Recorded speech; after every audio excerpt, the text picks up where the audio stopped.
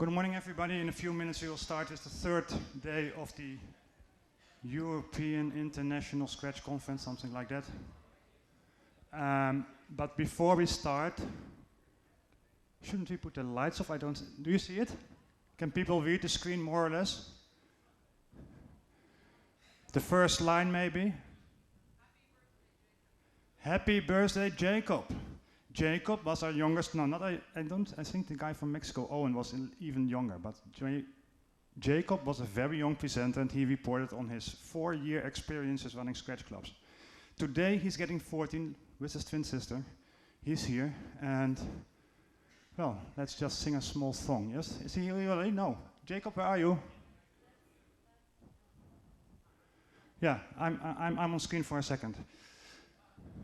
Where's Jacob? No? Oh, okay. Oh, yeah, whatever. Yeah, okay, they have long...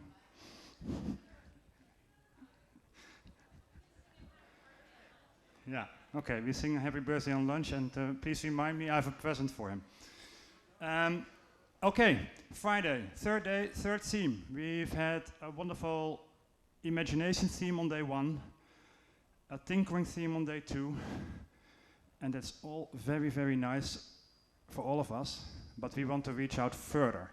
And when you want to reach out further, you have to tell your story, and then education may be a good thing. So the theme of today is education. Informal education, it's James Whelton of Coder Dojo, co-founder of Coder Dojo. I assume he will introduce himself. I didn't found him by accident, no. No, he will introduce himself. Coder Dojo initiative, great initiative. There are a lot of Coder Dojo people here, and in Coder Dojos, normally Scratch has a strong presence. Right, next to James, second talk this morning, will be Shuchi Grover. I was looking for Matt for a 6th speaker, and then all of a sudden, this very nice article was published on EdSearch or something like it. I can't remember precisely, but I read it, I wrote an email, and an hour later she was in. So that's good. No time to lose. Enjoy.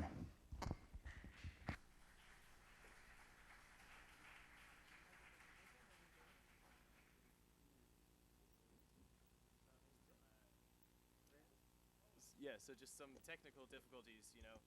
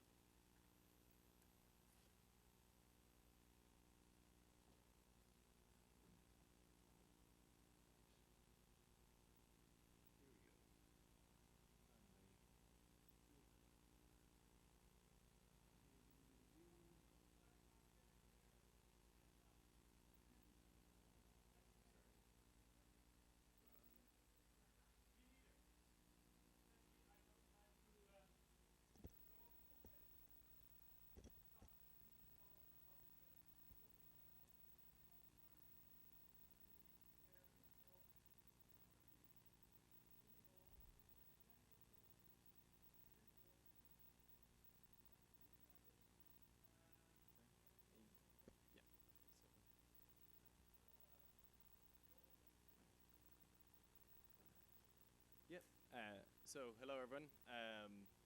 So sorry about the technical difficulties. This has really taken a lot off the 30-minute mark now. We're 6 minutes in, brilliant. So my name is James Whelton. I'm from Ireland. I co-founded a thing called Coderojo. By trade, I'm a hacker and developer. I'm a Forbes 30 under 30 for social entrepreneurship and kind of quite active in the whole charity world and look at kind of trying to increase charity impact through technology and so on. So this is kind of just a small talk about informal education, and my strength is more as a technical person as opposed to a public speaker, so I'll try not to bore you too much. So I suppose first off, my disclaimer is I'm not an academic, and there'll be quite a lot of secondary school teachers that will testify to my very poor academic results. So really the approach into the whole informal tech thing came from me as an individual who wanted to see technology kind of more present with young people and give young people more opportunities to code and so on. So I suppose kind of straight off the bat with informal technology, there's a big misconception that it's there to replace formal education, that all the informal education people will burn down all the universities and libraries and so on, and we'll all have informal education. That's not the case. It's quite a complementary thing to formal education. So if we look at the benefits of informal education compared to formal education, people want to be there. In a case like something like hands up who knows about Coderojo. So okay, so we've got a good contingent. So I'll kind of explain what Coderojo is in a bit. But informal education are these gatherings outside the kind of school system, whereby in the case of Coderojo, which is free programming clubs for kids, kids come because they want to be there. It's not like the classroom environment where maybe you have 30 kids where 10 are interested, 5 are on their phones, and the other 15 are throwing pencils and stuff at each other. Another benefit is that there's low expectations. Academics have quite a lot of pressure on them to deliver content, to meet expectations, to have to hit a certain bar. With informal education, there can be a lot more of a relaxed pace, and it allows quite a lot for people to progress at different levels. The lack of curriculum also allows for new things to be taught quite quickly. So example, if there's a computer science course and some new technology comes out on a Monday, due to curriculum, they might not necessarily be able to look at it or introduce it, which kind of brings up this whole debate about how cutting edge some of the traditional university programs are. Versus informal education, whereby if something comes out on a Monday, they can show us and do a session on it on the Friday. In addition, there's a heightened sense of community because people want to be at these informal tech gathering or informal education gatherings.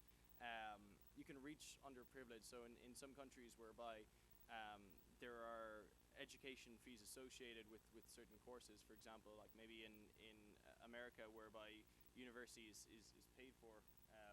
I come from a very socialist Ireland where we don't have a lot of university fees, so I'm going to be as international as I can here. But informal education groups can reach out to underprivileged, and I'll give an example of a few organizations that do this.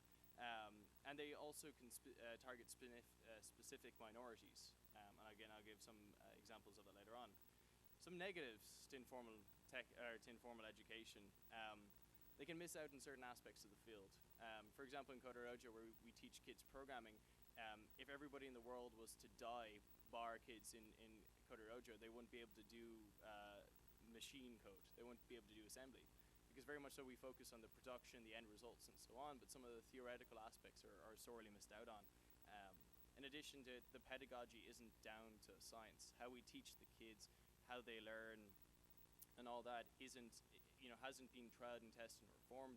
It comes quite a lot from people's personal experiences and thoughts and opinions on how it should be taught. They're rarely measured impact, so whereby you can have a lot of people who will do a lot of work or reach a lot of people. The true impact of what people are learning and what the end result isn't always measured.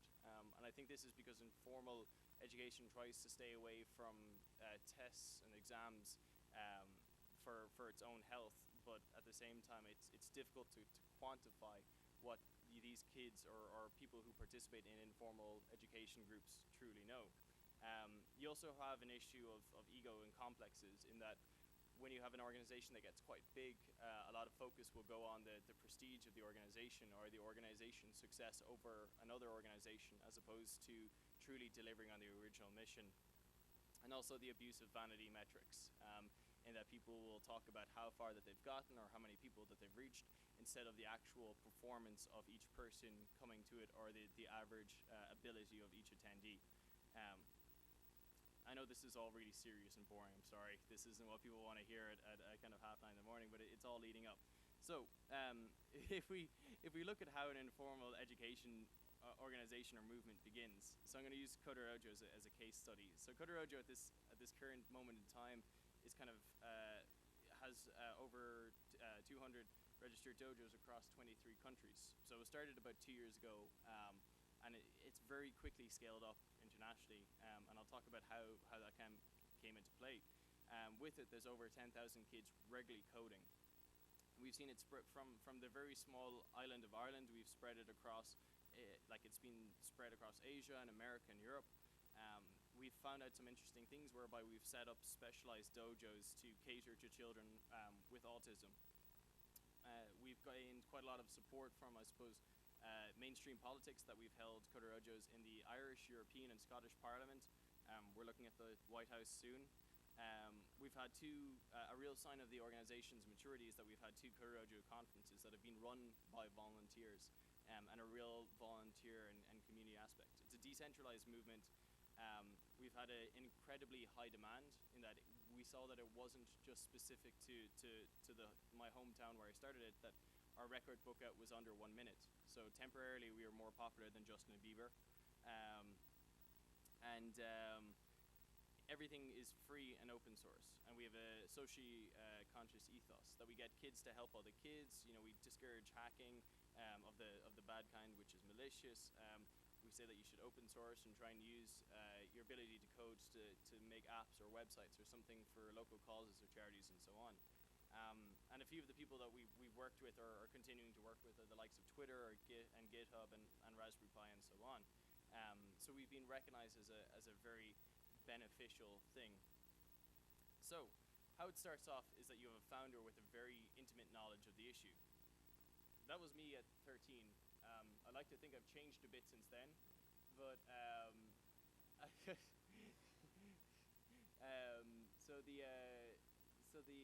the thing was, as growing up as a kid, I was bad at school. I wasn't academic. I was bad at sport. I was even worse with girls, and I just a bit weird. But I had a wide array of interests, kind of ranging everything from Dungeons and Dragons to mixed martial arts to hydrogen and so on. But computers were my thing, and at the time it was very frustrating as a young person that there was nowhere in school where I could go to get better at programming or make new friends who are interested in this or find out more or show off what I'd done. And essentially there was a real lack of identity for me as a young person. So I knew exactly what it was like not having that opportunity as a young person.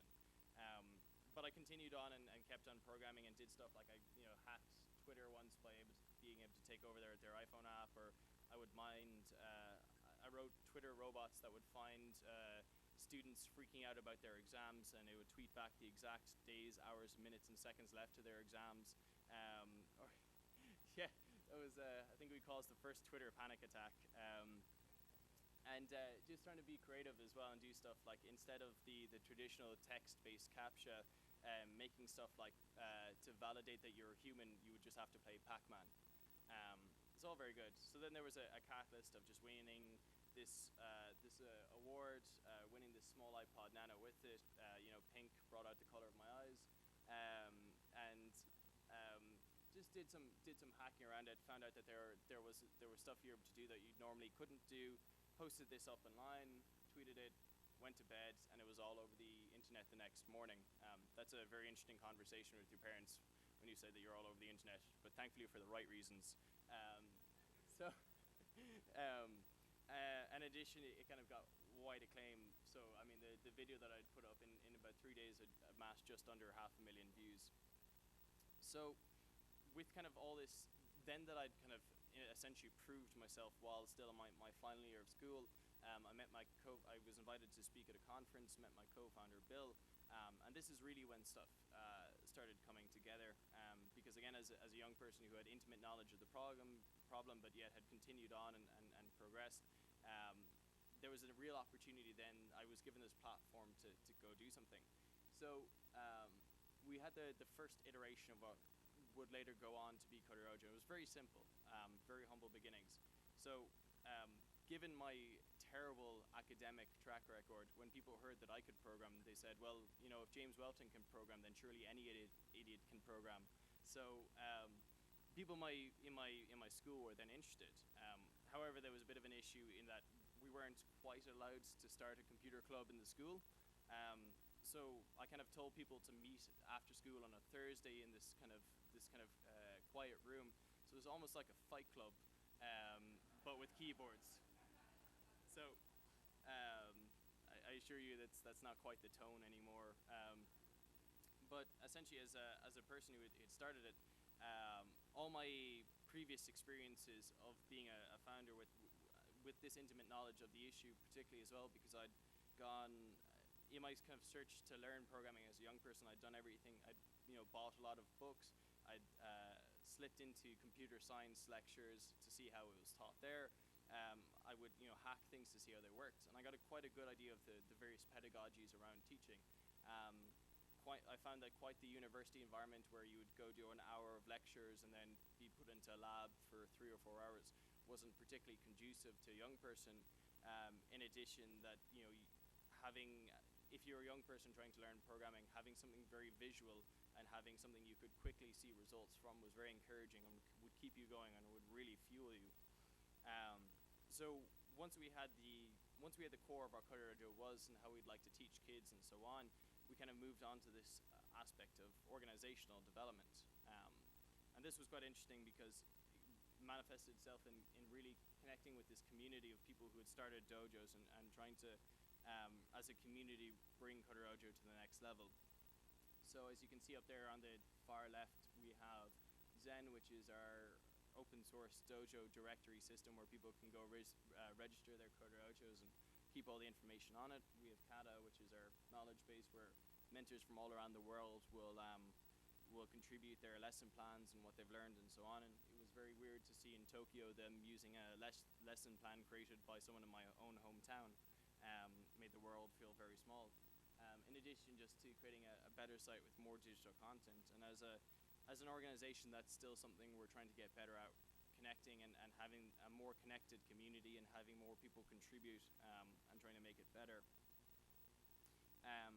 But then essentially as an informal tech education organization, now that we have the basis of what one of these clubs should be and a more connected community, like every organization, it faces scaling issues. So people become more focused on the organization as opposed to the original mission. As more time is invested by people, there is a call for formalization, which all of a sudden your informal movement is starting to look more formal. And particularly with a call for recognition as to how you recognize what people know in your organization, and the implementation is difficult. For example, in a decentralized organization like Kodorajo, you have kids all over the world learning different things at different rates and so on. So trying to create one level of recognition to say that this kid in Tokyo knows the exact same thing as this kid in Ireland is very difficult. And then of course, like any organization, once it scales up, you have the issue of politics. So kind of a next progression now is I've just started a foundation, the aptly named Hello World Foundation, that is trying to bring Kodorajo to the next level, and is a formal structured entity to try and progress a informal unstructured entity. And the whole idea with that is once the Hello World Foundation brings Kodorajo to where it needs to be and provides the services and connects it and improves it, we can start looking at helping other organizations create greater impact through technology. And similarly, all the things that we learn as a informal education organization, everything from the child protection and legal policies you need to have in different countries to the resources we develop, we want to open source them so everybody can use them. So the real players at the moment in the informal tech education scene is, you've got Kodorajo, and as I was saying earlier, with informal tech with informal education organizations, you can target specific minorities and do specific things. So Kudorojo is very open. You have Black Girls Code, which is started by Kimberly Bryant in America, fantastic organization that takes girls of color and tries to specifically teach them. As you know, that technology has quite a lot of issues in that about conservatively saying 5 to 10% of all programmers are female. And there's still quite a, outside of that, there's quite a lot of issues. I think that if you're on Twitter, you might see retweets or anything that leads to it. But Black Girls Code is specifically trying to get girls of color into programming more and try and level out or balance the gender imbalance more. In addition, you have Rails Girls, which teaches girls Ruby on Rails. Girl Develop It, which is an American organization that focuses on, as well as a 20-year-old, I suppose, older women, to encourage them more in programming and support them. Code Club, an organization similar to Kudorojo that targets 9 to 11-year-olds. Interesting, Mozilla, which is a formal organization, has a informal kind of aspect called Webmaker, where they're encouraging more people to teach to be web makers and to teach people in their community how to develop websites and so on, and are developing a lot of tools like Thimble to try and contribute to it.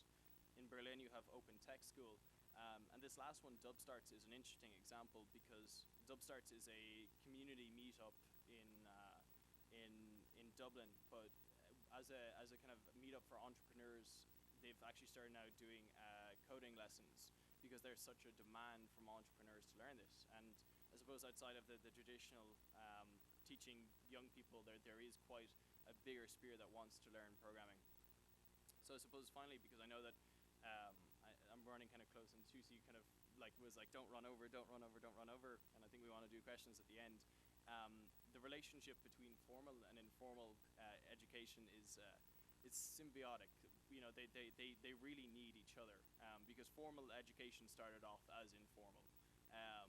Informal informs informal. That's quite a tongue twister. So basically, you know, informal education gets to do a lot of the stuff that formal education wishes it could. And also gets to fail at all the stuff that formal education is worried about failing at.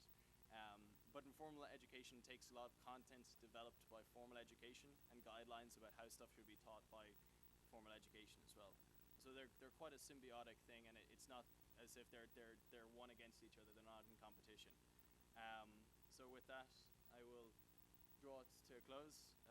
This is the information on Kudorojo and also the foundation. I think Eugene is floating around as well if you want to say anything. So, pass it over to you.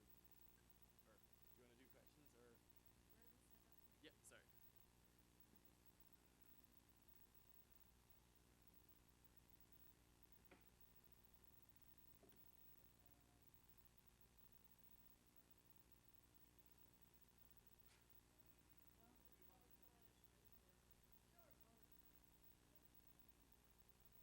Here's it.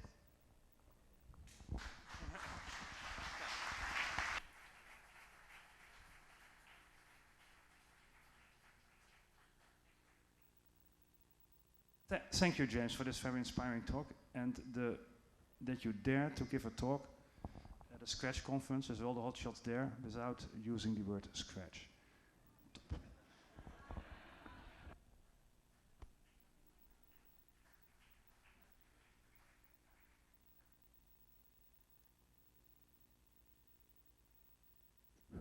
Can you hear me?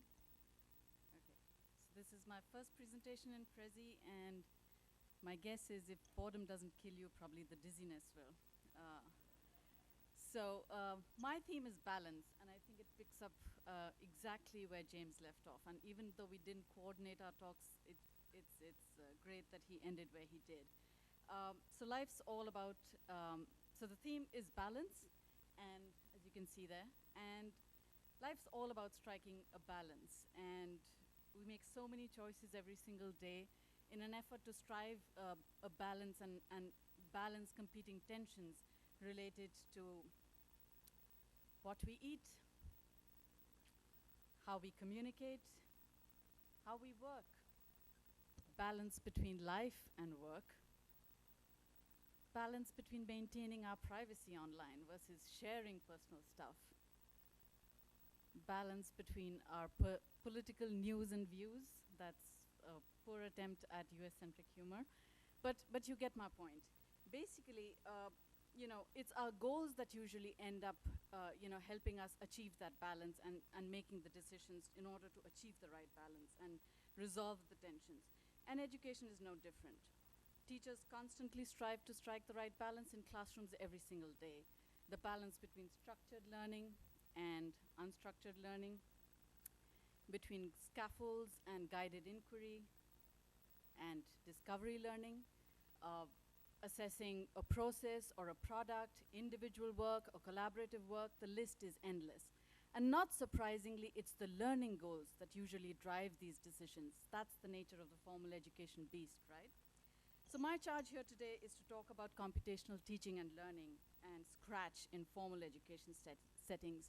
And I've learned over the last couple of days at the conference here that so many teachers all around the world, you guys, are already doing it and thinking about many of the things that I'm going to talk about. In their keynote, Karen and Mitch touched upon one of the weaknesses as the lack of structure or the open-ended nature of Scratch. And at that point, the thought that crossed my mind was, but that's what formal education and teachers are there for, to add structure to the learning process, right? So I'm going to frame my suggestions in terms of the tensions we face and share what I find to be the right balance, keeping certain goals in mind. And I'll share some fairly concrete ideas, whatever I can pack in half an hour, and ideas that are based on research. I'm primarily a researcher at this point, and research on how people learn, especially conceptual learning, and as well as my own experiences working in after-school settings and informal learning for more than a decade, but more importantly, in formal education settings as part of my PhD dissertation in recent months, where I've created a middle school curriculum for teens and tweens to introduce them to foundational ideas of computer science, and it's a curriculum that I'm empirically studying, and it will be freely available online shortly.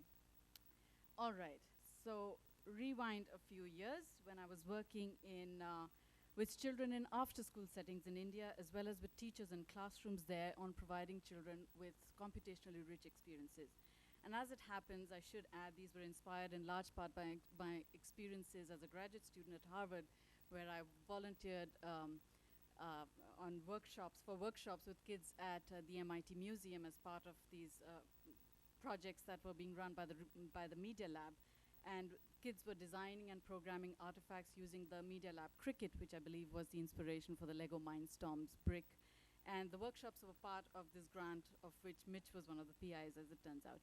And the goal of the after-school programs that I set up was to give teens an exposure to robotics, basically to come and have fun in open exploratory constructionist spaces. Kids worked in teams and presented their artifacts. It was apparent that each child took something different from the experience. Some just came to hang out and be with friends and did little. Some were the people that enjoyed construction more, and some were the dedicated programmers on the teams. And as an informal after-school learning club, there was obviously very little assessment, no real teaching per se, no heavy scaffolding. And I'm pretty sure this is similar to how several after-school programs are structured, and maybe there are some exceptions. But this image that I blogged about from that time happens to be a personal favorite. It was, and it speaks volumes, I think. And I posted it on my blog back in March 2006. I was an active blogger then. I blogged a lot about Scratch at the time. I even had a mailer when Mitch announced Scratch for the first time in 2007. I posted it on this blog. Anyway, so this photograph I annotated with, "The sessions are fun, the learning is incidental." And that description to me strikes at the heart of a lot of informal learning in out-of-school settings. Facilitators, teachers, parents offer a space, resources, and most students in these settings are self-selected, as James said. Their work and projects are mostly self-paced, and kids work on projects of their own choosing, a lot of choice. And when working with things like Scratch, there's also remixing and collaborating and sharing of projects and code. And usually there is help at hand, but there is very little formal instruction or assessments to speak of. And so each child takes what he or she wants or can from the experience. And there's much literature around learning in informal settings, and these include some experiences that are documented in several academic papers, including some by the Lifelong Kindergarten Group, where they talk about Scratch as well. And what Scratch and informal learning bring to the table in social participatory learning, creative expression, motivation, agency, choice, is invaluable. And recent advances in learning theories point to the need for paying attention to socio-cultural perspectives, where learning takes place as individuals participate in the practices of a community, using the tools and language and other cultural artifacts of the community.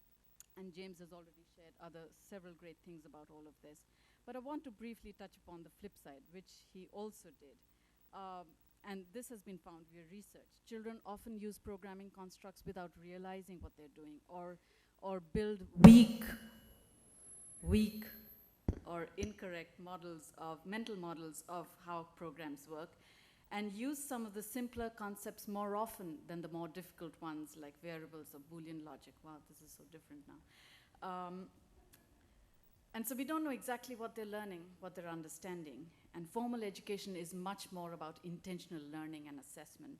And it is what Baraita and Scarmadelia suggest refers to cognitive process that have learning as a goal rather than an incidental outcome. So the learning environment and pedagogy must cater to all the children in the classroom, whether they choose to be there or not. And the teaching and learning process strives to give all children exposure to the skills in question. And in consciously assessing for learning, formative and summative, formal education strives to hold the learning environment accountable for what children are learning in a way that informal learning does not. And so those are the challenges that formal education must grapple with. And I've seen this expressed in so many talks here over the last couple of days.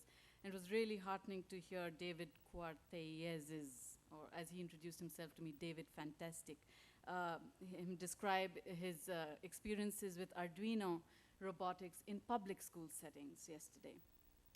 Second, in recent years, with the battle cry for formal structured computing and computer science curricula in K-12 school education becoming louder and louder worldwide, tools like Scratch are being viewed not just as tools for digital expression, creative expression, and playful exploration, but as a means to introduce children to the core ideas of computer science in a very conscious and intentional way. And for this, our strategies must therefore take cognizance of the extensive research in learning sciences and how children learn, and computing education in particular, which includes some empirical studies of Scratch as well for CS in formal settings. So that's pedagogical content knowledge, if you will, for those who are familiar with Lee Shulman's work. For those who are unaware of what computational thinking is, I'm not going to go into it. There's a lot of it around. I authored an academic paper that came out earlier this year, which basically traces the evolution of the phrase and its definition and what it's come to mean for people. And it's mostly US-centered, but it basically talks about things since Jeanette Wing's article in 2006. So how do we strike the balance of bringing the best of what informal learning environments offer to a formal learning setting where promoting learning and computational thinking is at the center? And so what are the positive aspects of informal learning we cannot lose sight of as we design curricula for formal learning settings? What's perhaps most key from informal learning is kids' motivation. Working in Scratch is already motivating for kids, but there's all this other good stuff that goes on, the showing and sharing, the collaboration, remix with care, we'll talk about it later. If you take it to formal settings, there may be some things you want to think about.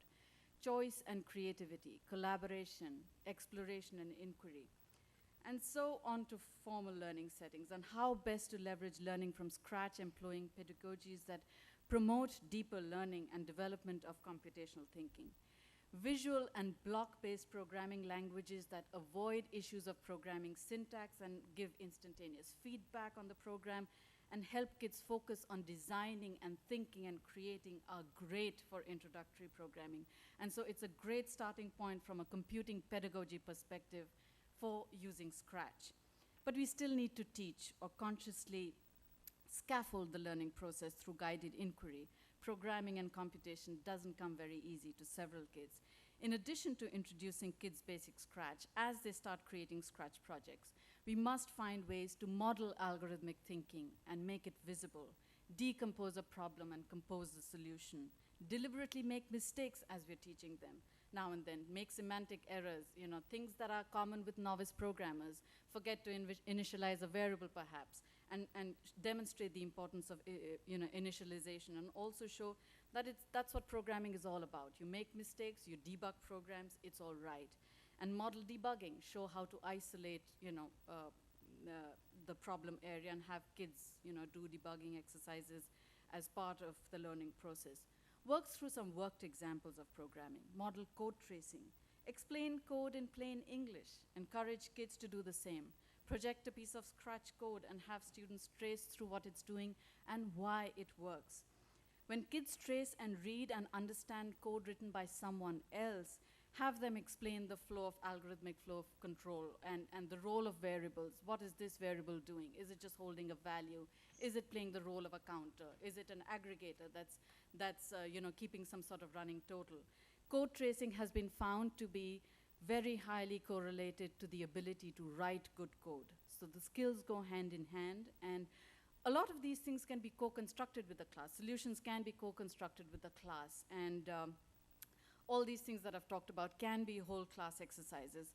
Foster what my doctoral advisor, Roy P. and I have in a previous paper called out as computational discourse in the classroom, an idea inspired by work in accountable talk and productive talk in the context of math and science classrooms. Use multiple and varied representations of concepts. It's been shown to be effective in conceptual learning.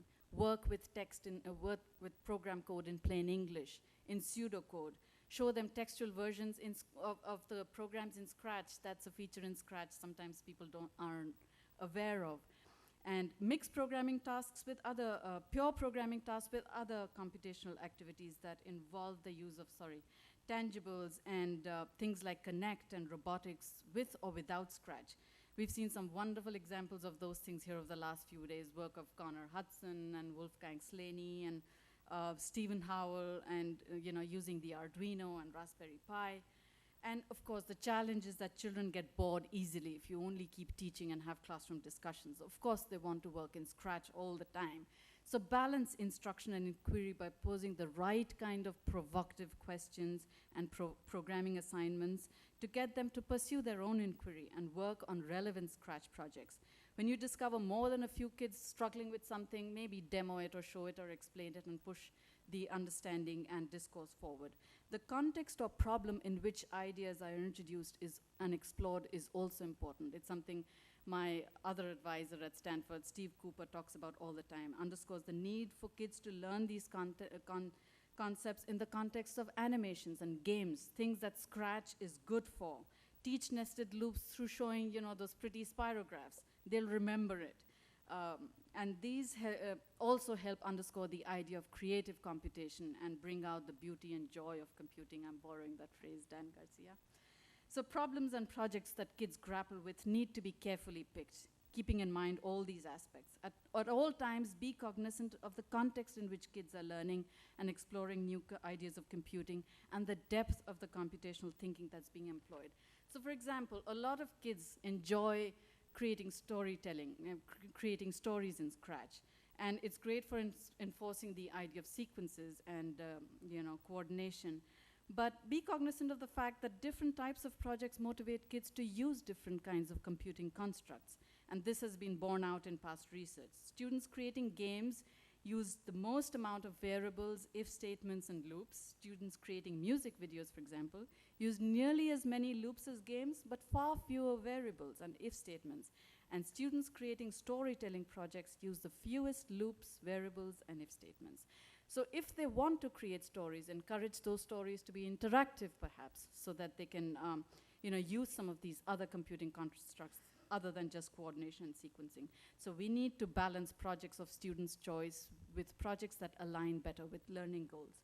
And balance teacher-driven projects, give them challenges to come up with their own game or project of their choice. Have a show and tell at the end where they all present their work and the kids play with each other's games. And as I mentioned during the Q&A after Peter Donaldson's wonderful talk the other day, balance individual projects with the use that you use for individual assessment with collaborative work, aimed more at bringing the informal into the formal classroom setting. Have students work in pairs, and mixed ability groups are not as effective as similar ability pairings in pair programming, and that's again something that's what research says. Create a class studio for sharing projects of scratch. That's motivating. It's a no-brainer. And use the variability of learning of the skills of your students to your advantage. If there are kids struggling, have your students who are farther ahead help you by helping other kids. And I'm sure kids enjoy being helped by children their own age and their classmates rather than their teacher. So on to assessments, the bane and boon of formal education settings. Here's a key idea.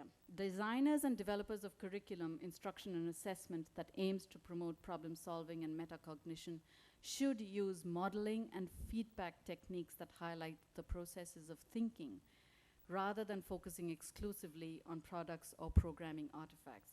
So programming on product alone can be misleading, as evidenced in some recent research, and also ill-advised by some extensive research done around kids and programming by my advisor Roy P. and his colleagues way back in the 1980s.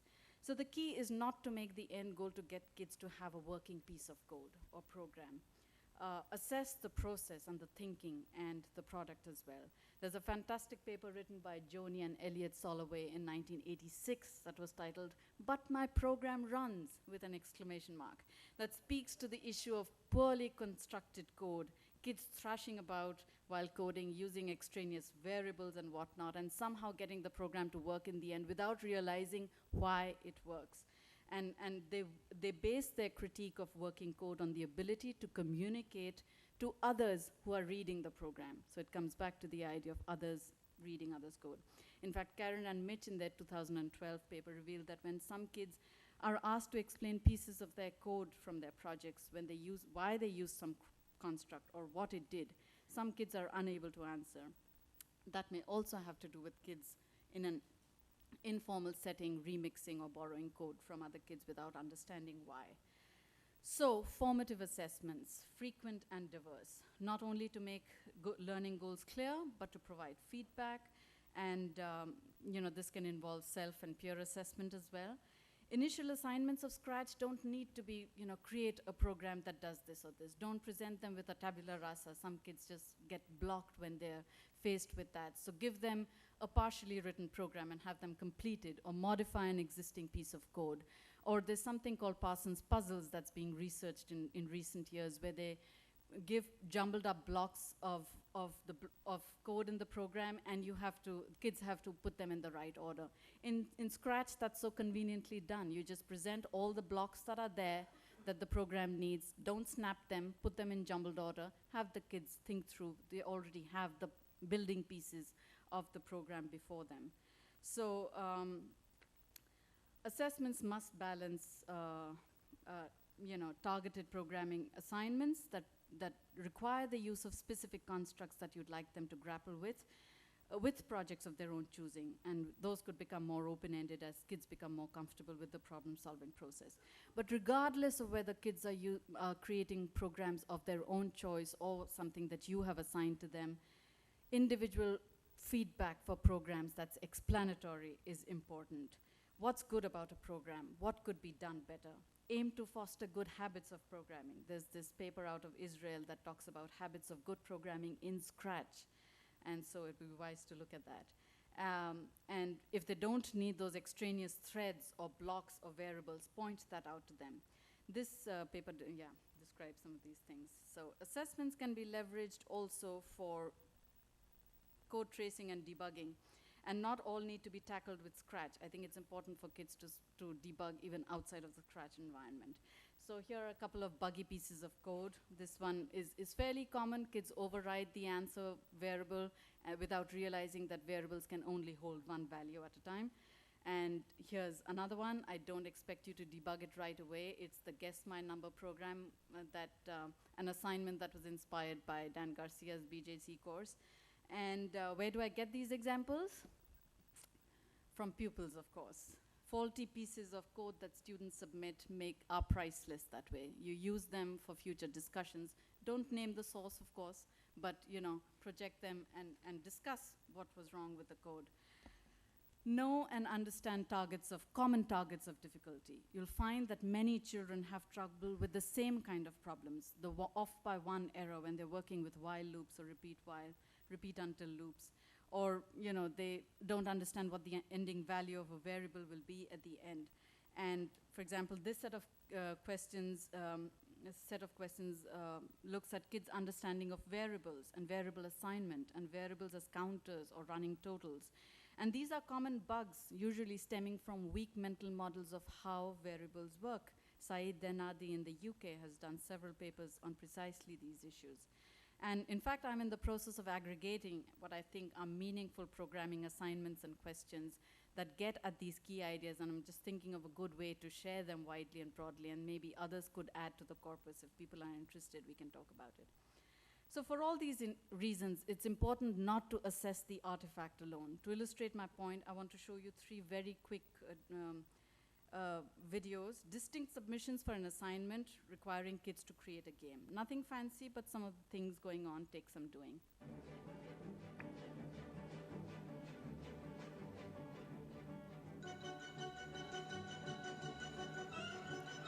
So this is a video of someone playing the game, trying to get to the cheese.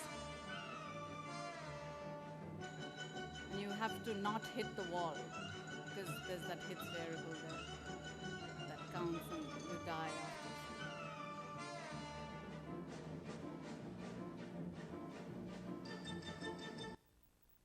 This one is the Guess My Number program, and this kid insisted on always creating his own sprite. He never ever used, and so that's another whole big issue of letting them loose in the paint, in the sprite creator editor.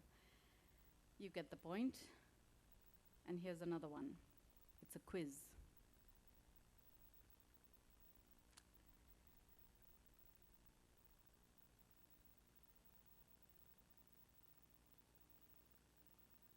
Anyways, so clearly the games vary in their computational complexity. And, there's looks and music which can be misleading sometimes. Kids love the maze game because of the music and trying to get the cheese. The math quiz game was the least popular when other kids played with it.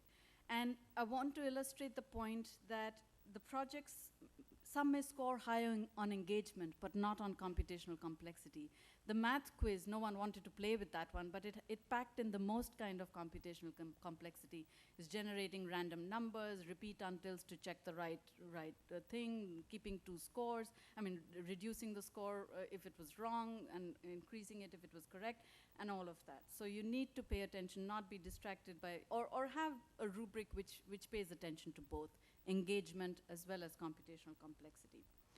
So on to the last, and to me personally, a very important aspect of using Scratch in formal settings, to use Scratch as a tool to introduce our kids to computer science. There's little argument for CS, for the importance of CS as a discipline, and in a world suffused by computation, every child leaving school should have an understanding of computing. To me, there are no ifs or buts, on that aspect. So the focus of computer science, though, is not on the computer or the tools. It's on the way of thinking. And the programming environment is strictly a means to make concrete deeper ideas that embody computing and computational thinking, much in the same vein as the idea of technocentrism that Seymour Papert warned against and Mitch talked about the other day. I am teaching Scratch versus I am teaching computational thinking through Scratch are 2 very distinct goals, and they shape the curriculum and pedagogy. In fact, kids should work with Scratch, but also be exposed to other languages and environments, not at the same time, but over the course of some time, so that they may see computational ideas played out in a myriad different settings and through various programming languages, including text-based ones like Python and JavaScript, which are easy to pick up by younger kids. And once kids start creating games, they may want to create mobile phone apps or maybe even sell them. That's motivating, right? So use tools like MIT App Inventor or Catrobat that's been demonstrated here. They're block-based, visual, like Scratch, but there are others as well. And experiment with programming environments besides Scratch. Experimentation should be encouraged. If we're keen to get our kids to build a robust understanding of computational thinking and be good problem solvers, we really don't want them to stop with Scratch, right? We want them to graduate to an experiment with text-based languages, higher order programming languages, and so we want to build the right solid foundations and the bridges for those future experiences. Teach the vocabulary of the domain. Don't shy from calling an algorithm or calling procedures and functions rather than custom blocks. Learning and using vocabulary and language of a domain has been found to be powerful in helping kids build an affinity for and an association with a discipline. And this has been found in STEM domains. STEM is science, technology, engineering, and math. And these are the kinds of things that I talked about in that idea of computational discourse. And yes, hooray for Scratch 2.0, bringing functional abstraction to the fold. We can now bring home a very key idea of computer science to kids, and due credit to, of course, the SNAP BYOB team at Berkeley for leading the charge on that. So open the eyes, your kids' eyes, to other aspects of computing. Have their kids, have them create projects in other classrooms, like science and maths, the way Ronit and Olav, talked about and shared their work. This brings home the idea that CS, in essence, is a problem-solving discipline that supports work in other domains, so many other domains today, like science and biology and economics and art. Pay attention to broader computing practices, even as kids are working in Scratch. Here's something from the National Science Foundation-sponsored Exploring Computers CS curriculum, which is a high school curriculum that's recently been developed and is being piloted. And it talks about themes and practices of computer science. So I'd like to end by sharing some thoughts and insights that were shared by people after my op-ed on learning to code isn't enough. That's the article that Yuk was referring to, that underscored the need for deeper thinking skills rather than a shallow focus on programming languages and environments, pretty much what I have tried to convey through my talk. And these musics and anecdotes that people wrote bring to you voices other than my own, and they express the same danger in fixation with a language or tool. The first is an email that I got from Pierre Bier, the current president of the Silicon Valley chapter of CSTA, which is the Computer Science Teachers Association. In his email, he wrote, "One lasting image from the algorithmic geometry class sticks in my mind. Students would be challenged to solve a very general geometric problem. For example, in 2D, given any circle and any extended line, determine if they intersect, and if so, solve for the intersection points. This lasting image is of students staring at their Eclipse Java programming environment, ready to type but suffering writer's block. This is mostly a problem with kids who had completed AP Java the previous year. Their classmates who had never programmed before AlgoGeom were able to tune out the coding environment and immerse themselves in creative exploratory sketching to come up with a design for an algorithm. Every student received the same amount of classroom preparation in the inductive creative sketching skills, but the AP Java kids didn't think they needed to design using pencil and paper. They were expecting their algorithms to simply fly off their fingertips, but their keyboards went silent. It took Gregory Duran and me a couple of months to tune some of these code heads around and have them functioning as designers." The second is an article that was shared with me by Terry Kaufman of the Institute of Mathematics and Computer Science in Massachusetts. The article was written by an alumna, Natasha Chen, who wrote about her programming experiences in her secondary school years. And her positive experiences working with Scheme taught her this, and I quote, "After mastering a concept, I could then go back into my Pascal class and easily master the code. The point here is that concepts like these are universal in computer science. After you understand them, then you can learn the rules of any language in order to encode them. But it doesn't matter how well you have mastered the syntax of a language if you don't understand the meaning of what you're typing or the reason why it works." And the third is an article shared with me by Simon Peyton Jones of the Computing at Schools initiative in the UK that's doing an absolute bang-up job of bringing curriculum to building teacher capacity and bringing curricula in primary and secondary schools in the UK. And they do rely heavily on Scratch and Raspberry Pi, I believe. We have found a helpful analogy in science. Physics without lab work would be a mere shadow of itself, just as computer science without programming is almost an oxymoron. But no one would dream of turning students loose in a physics lab without teaching them physics. Programming is certainly where the rubber first hits the road, but teachers must be aware of the principles they're trying to convey through the medium of programming. So, there you have it, Scratch and programming in the service of teaching deeper ideas of computing and ways of thinking and problem solving that may not necessarily happen unless you consciously work towards that goal. It's challenging for teachers, yes, especially the ones who are new to Scratch or programming or computer science. But then with Scratch, you're not alone, right? I go back to what was mentioned in the very first keynote. You're part of a community. So share with this community how you construct the learning program that aspires to go beyond the surface features of the environment to deeper thinking and creative thinking and learning. Meet up at gatherings like this and teach and support one another. So thank you for gathering us all here, and thank you for having me.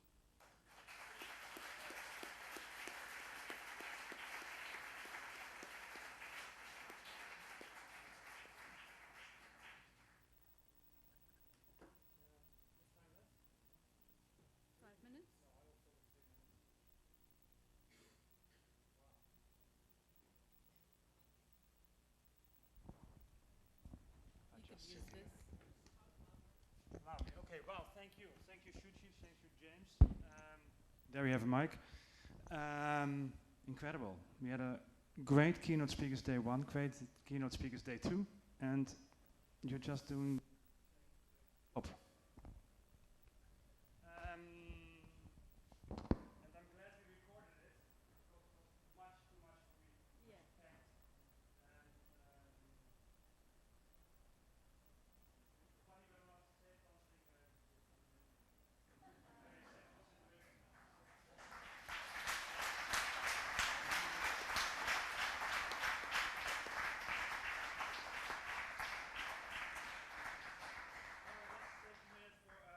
Happy birthday, Jacob. Where are you? Here. Stand up.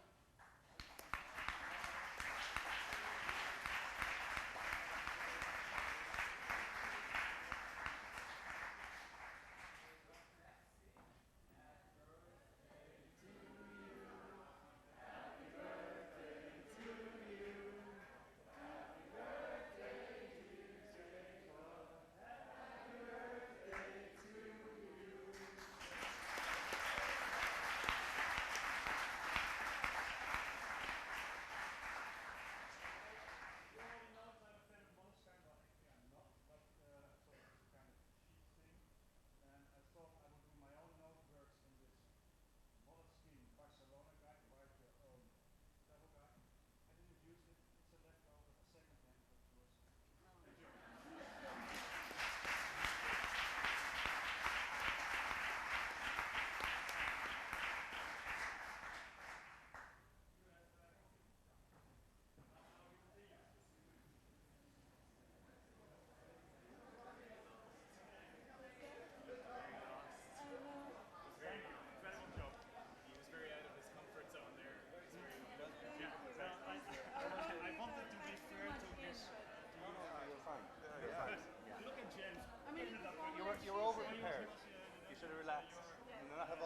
Stuff.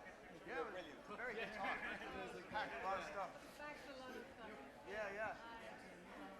You know, you formalize in research like what I just do. Right. You know, with the kids in the community. I thought so many practical ideas from research. I thought I'd share them.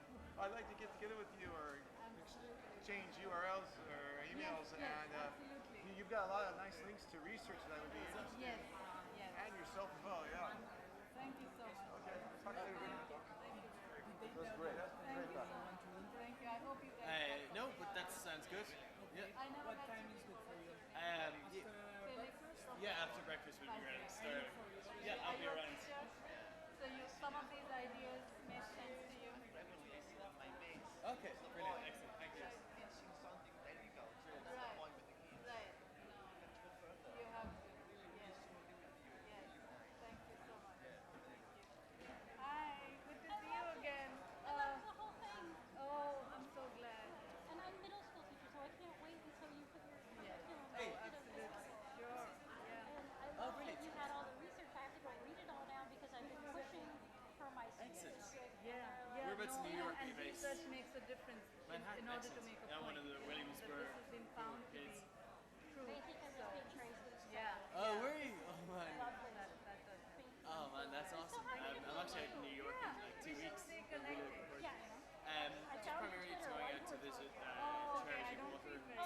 Okay, I can I'm email in you. Boston and Ocean City, so making a pit stop to be with another charity out there and then to see a friend. A day or two. Yeah. I don't know actually. I need to find out what couch I'll be sleeping on this time around. But yeah. I can get my details. I've got a few, enough to start.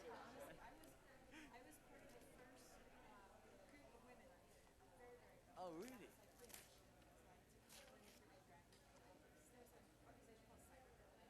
Oh, no. That's a very cyberpunk, like 1990s era type thing.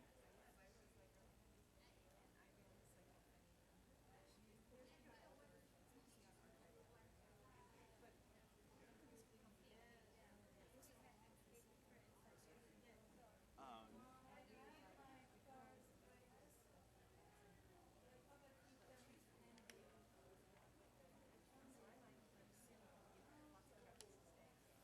but thankfully, oh, thank you very much. That's my email address. Anyway, if you wanna. Yep. Yeah.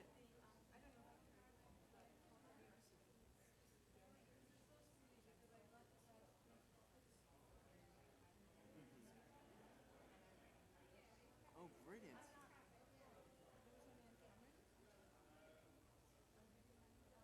What? Yes.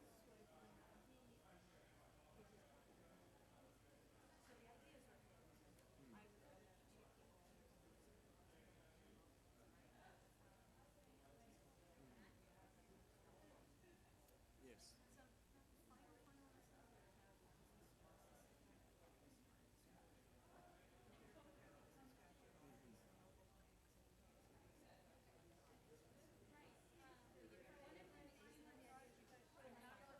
Yes. Excellent. Yeah.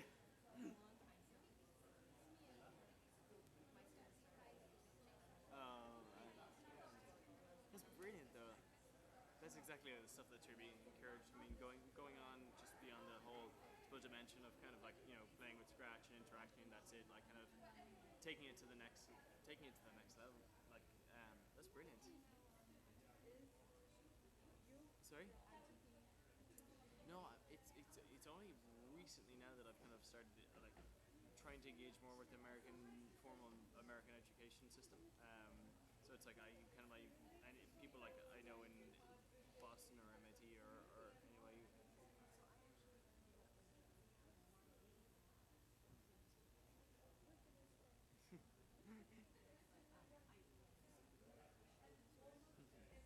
Sorry.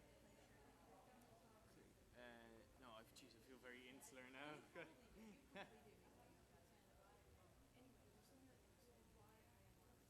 would be fantastic. Yeah, that'd be absolutely fantastic. Thank you. That'd be brilliant. Thank you so much. Well, yeah. Well, geez, there's a ton of stuff springing up now, and it's fair enough. And essentially, our kind of, I mean, our, I don't know to what degree in terms of kind of, like the whole premise of starting Coderage again was not almost as much of the academic or education aspect of, but the yeah.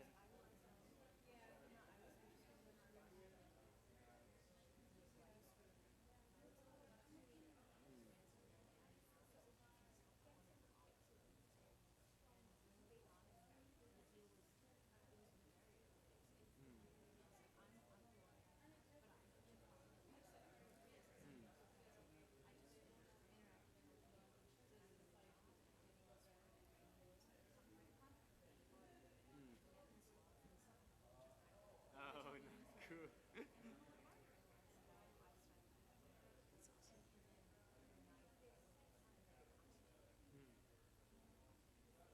They do. Mm,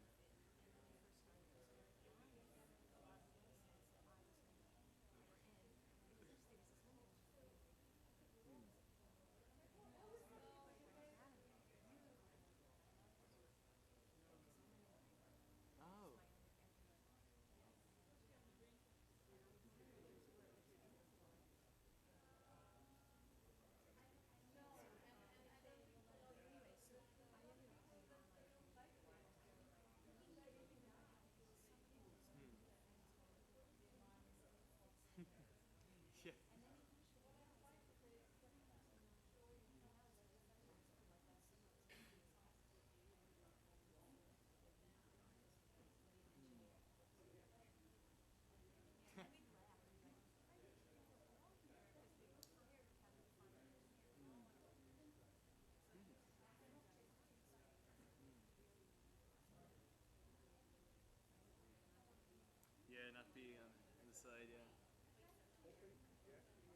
brilliant. But anyway, if you could drop me a line, and it would be fantastic to connect. And excellent, brilliant. That'd be absolutely fantastic. Thank you so much. Thank you. It was lovely to meet you. Thank you so much. Hey, hey Peter. What's the crack? Yeah, that's good, but you not too bad. I'm doing a little bit in the rush for radio, and I don't know why. It's the heat. The heat is taking it out of you. Yeah, like when I'm not used, because I mean, you know, us good folk out in the British Isles, we're not used to it. Like, No, definitely not. I know. I was out in Florida. This is about as good a tan as I've ever gotten, to be honest. you should. So we're going to go back Well, to school. my shoulders now are tomato red right now. Sorry, I went swimming yesterday, and to my detriment, I was actually at the Olympic Canal, so the one that they did in 1992, the year of my birth. So I was like, I go out and see it. So it was, but I got burned to. So that's why I'm wearing a long T-shirt and long pants today. To You can crispy fried duck. yeah, exactly. It was lovely. I mean, it's kind of stagnated since 1992. No, it was good scene, and lots of people out there. Not to full degree. Like I went out, I also they have a wakeboard cable park. So one of these circular things you get put on and ramps and so on. But my hands are kind of all blistered today as well from furlong.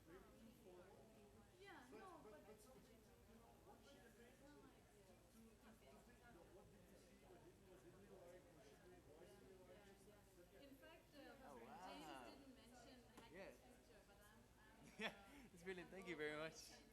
Man. So how's everything with yourself?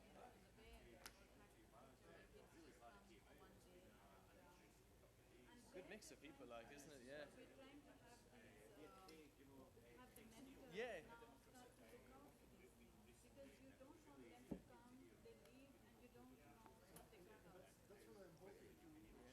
Like we're kind of looking at, because we're looking at the next level now, right? Because I've kind of been in this whole now the informal tech thing for 2 years. Like I'm starting to see a lot of maybe the more like issues around vanity metrics, connectedness, and seeing a lot of informal tech organizations now kind of not really truly examine what like students are coming out at the end of it, and being very orientated that we have X amount of things, and you know we were like that as well. So we're kind of with the foundation now. We've hired in a team now. Eugene is kind of inside, and we're just basically trying to bring that to the next level. And again, like both as an organization, kind of like be more connected, and like the belt and badge system get it better down. But like a lot of stuff as well, like all like the child protection that needs in various countries, and all like insurance and stuff, like research. So yeah.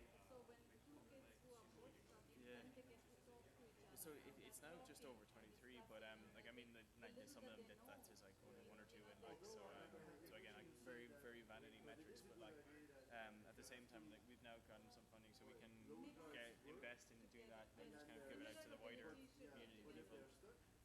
What's your take on the scene at the moment? You can be brutally honest here as well, like.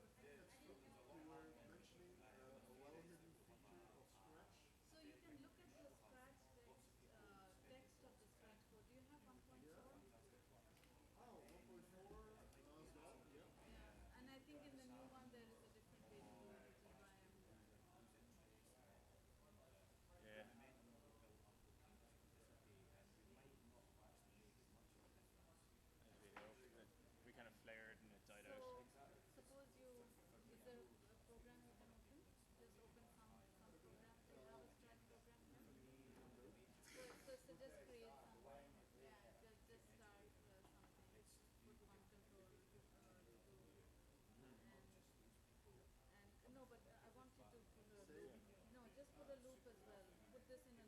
People who can afford like computers, like.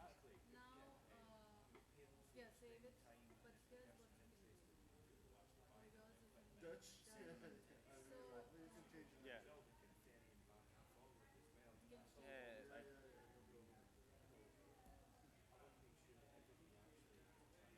All English now.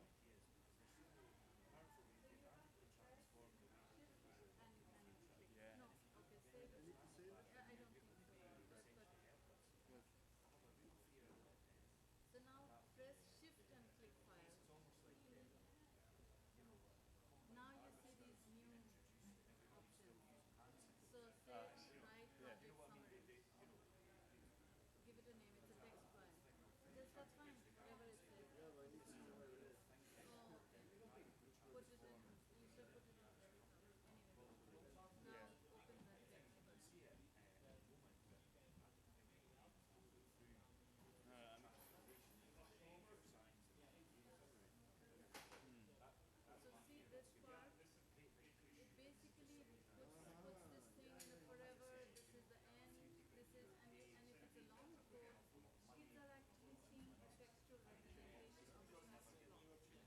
just like that economic divide. It just yeah, that's a very good point. Because like that's one of the things we've been thinking about, like sustainability. So like we kind of have a push now that we're getting kids to mentor and like we're like the kind of guys here now would have started like 14 and are now like 15 or whatever.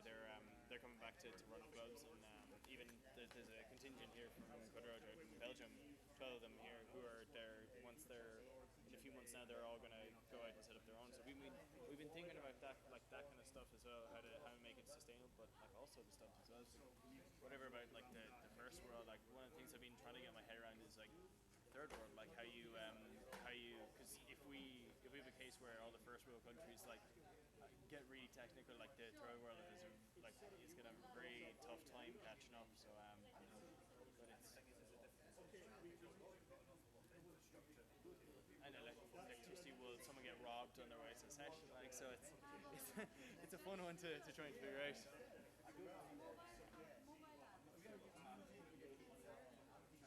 Yeah.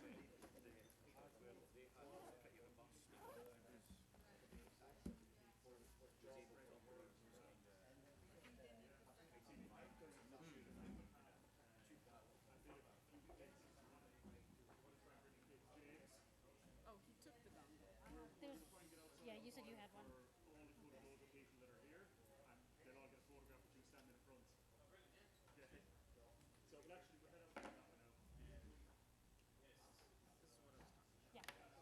We had it on Ukes earlier. This one's not quite, we'll do this one.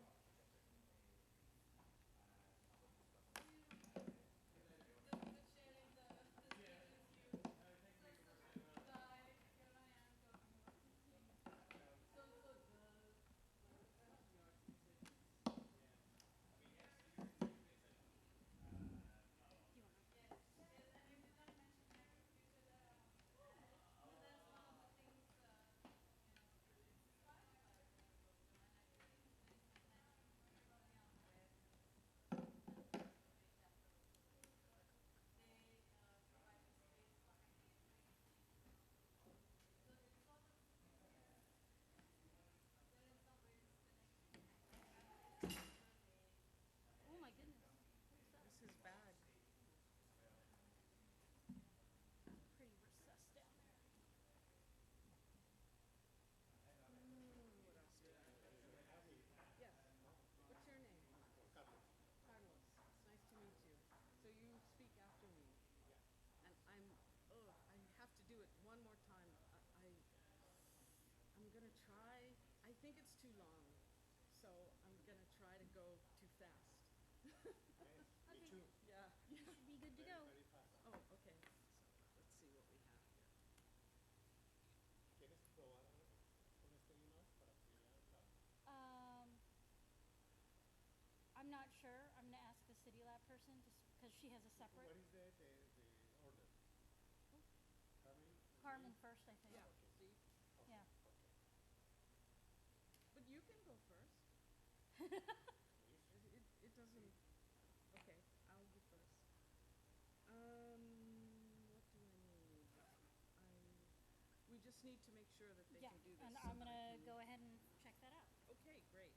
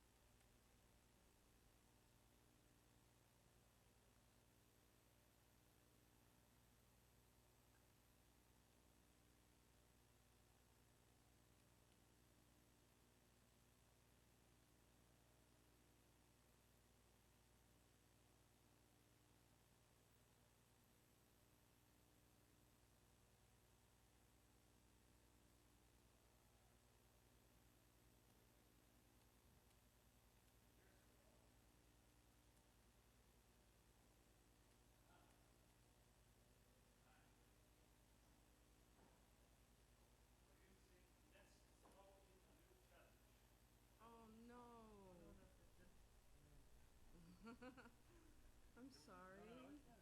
It's good. I like that. You like that? Push the button. Push the then it's dual screen presentation, she says. Well, it's not that it's a dual screen. It's, well, in a way it is. Yeah. It's presenter's view in PowerPoint. So what I'm seeing is not what's displayed. So I guess that means dual screen. Oh no, that should happen automatically. Okay, if you can just get my screen up there, we can test it. I'm happy Yeah. to do it, but that's no, his. sorry, I can't. Let me see. Is that the control room? I mean, she's hooked in, Yeah. but Here's also hooked. it's coming from there. Oh, well, why don't we just plug mine to that? Did you try that? Probably, I think in the control room they can probably pick one. they can pick anything they like. No, that's short. Oh, so this is for person His. 1, this is for person 2, and that's for person 3. But we only have 2 persons, so just. Oh, so just move Yeah. over. Yeah, no, but you can use anything you like. I think this is fine too. Don't worry. The guy in the back should just be able to pick Yeah. which one. This is the mic.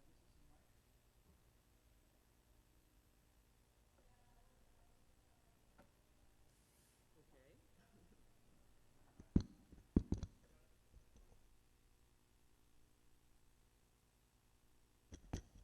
And your mic should work. You might want to. Mm-hmm. Do you want to use this one or the one over there? I'll use this one. I'm gonna move closer to him in just 1 second. Hi. She's gonna go first.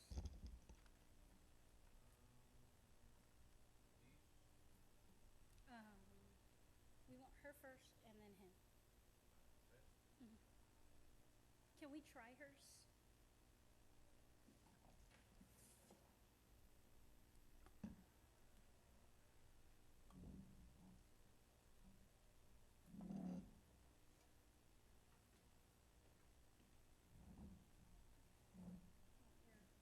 Oh, you gave me water. Awesome, because this is hotel water and it tastes awful. Carlos, do you want water too? I only grabbed one. Carlos, I'm grabbing you water. You don't get a choice. It's here. When you change it to your presenter view, let's check it. Oh, he did it. Okay, so now I will do. Good? Looks good? That's all I needed. Okay. I'm gonna go back to that.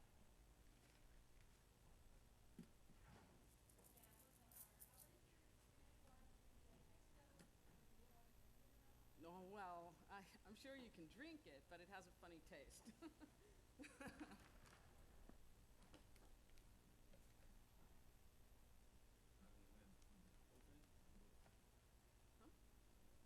Yeah. Okay. Test, test, test. Looks good. Hello, hello, hello, hello. Hey, everybody.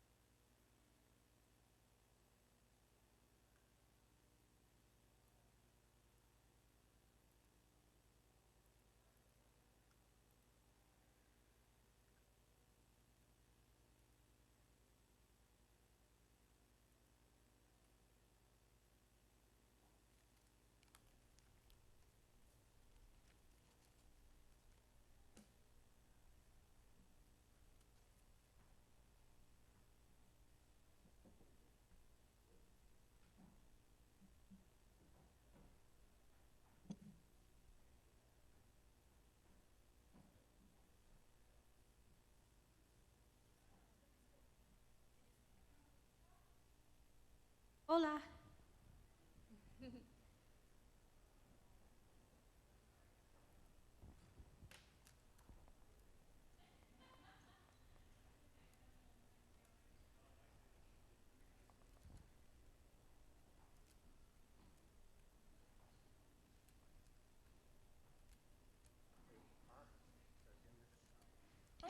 are. Wonderful.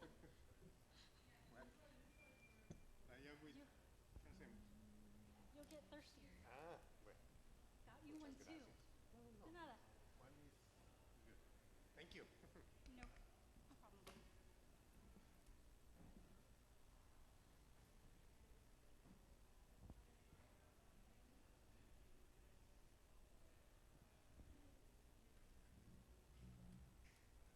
Are you gonna make your stuff available on our site? Well, the problem with my presentations is that I use images instead of the text, and so without me talking, it doesn't really make sense. And I could put the whole presentation there, but I'm super sloppy and I have like misspelled words and everything in the presenter view, like those. Take the notes. And I could make it available later, but it wouldn't be available like before I go home.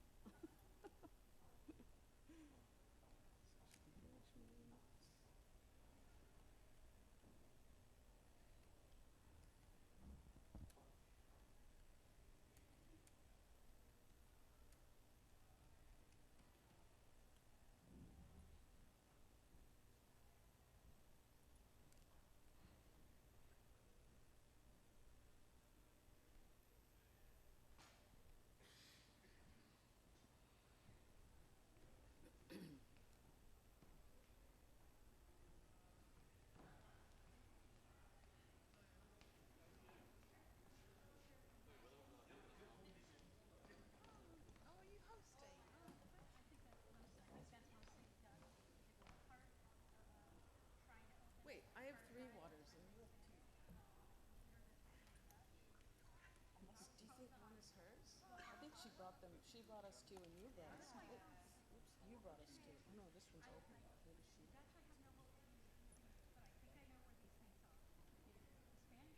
Because you had 2, didn't you bring 2? Yeah. So is it just that one? Or the